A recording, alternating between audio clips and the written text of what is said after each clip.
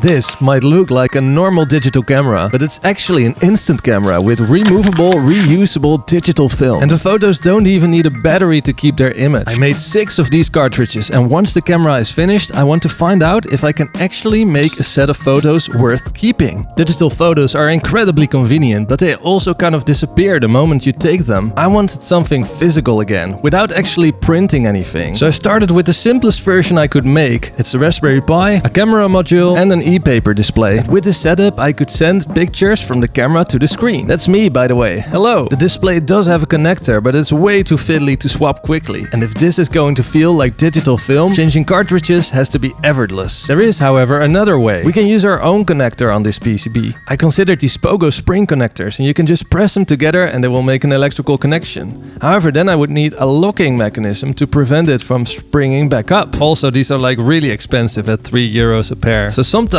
the simplest connector is the best one. These basic male and female headers cost next to nothing, and unlike the Pogo pins, they also hold the cartridge firmly in place. With the cartridge problem solved, I could make the camera portable by adding a battery, and then I figured out the best orientation for all the parts, so I could package everything into a compact enclosure.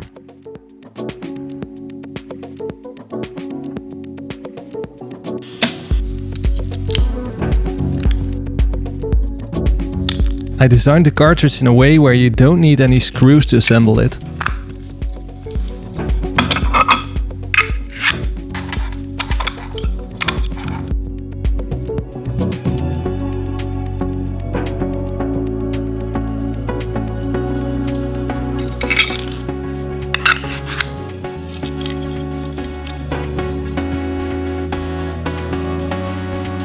So I'm just gonna replace all this by the new connector that we made. And here I probably short-circuited something. And does it work?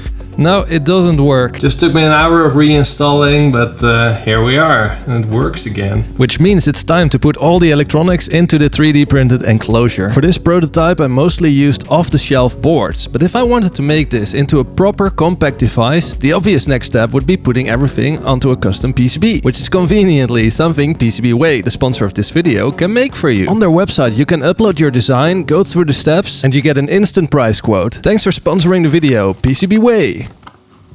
The idea was to screw this cap on, but I forgot, so now we're just gonna glue it.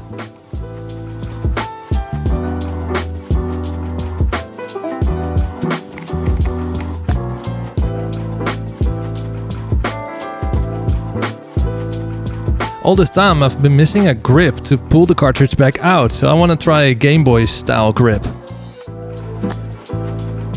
Perfect. This feels like Pokemon Yellow so badly. But then suddenly it stopped working. E-paper busy timeout. So sometimes it works and sometimes it doesn't. So I'm gonna inspect the wiring. Even like this, it's still working and writing to the cartridge. I couldn't find anything on the camera side, so maybe it's in the cartridge itself. The issue turned out to be a solder connection on the e-paper module. Turns out every single module had the exact same issue. One solder pad just refused to take solder. Only after adding a lot more heat did it finally stick. So for those of you wondering, I paid €8.69 for each of the display modules. Not exactly cheap, but an original Instax film costs €1 and you can only write that once. But all the cartridges work and I made this little stand to display them on. At this point you might be wondering how I process the images the camera takes. I first grabbed some test photos made with this camera module. Because the display only has 4 colors, I had to write a small Python script to reduce every photo to black, white, red and yellow. I experimented with contrast, brightness, saturation, sharpness and finally dithering to get a different look. And then I moved the settings to the Raspberry Pi.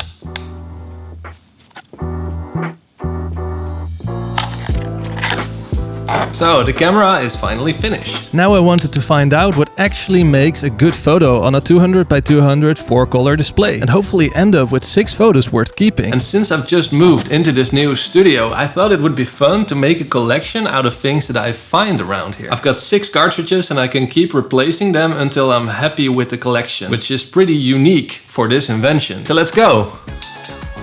It's a really cool pattern, but there's no green on this display. We only have yellow, red, white and black. So plants may not be the perfect subject for this. What about those spools for my 3D printer? They have all the colors we need. Something that's found around the studio a lot is actually this, my face. Hey, so let's take a selfie. Okay, I might be biased, but I really like this picture.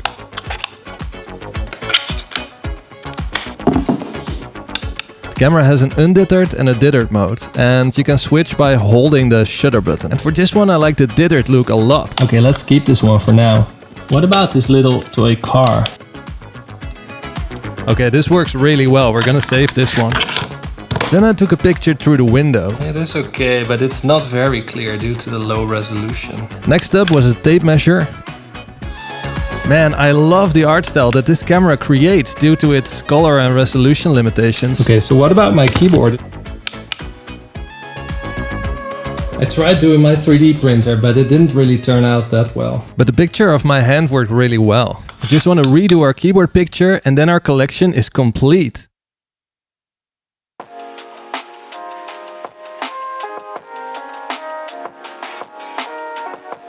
And that's it. 6 digital photos that actually exist as physical objects. I can rewrite them whenever I want, but for now, I think I'm keeping this set.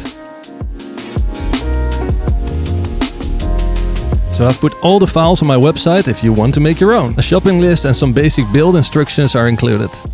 I had a lot of fun building this one. Thanks for watching and I'll see you in the next video.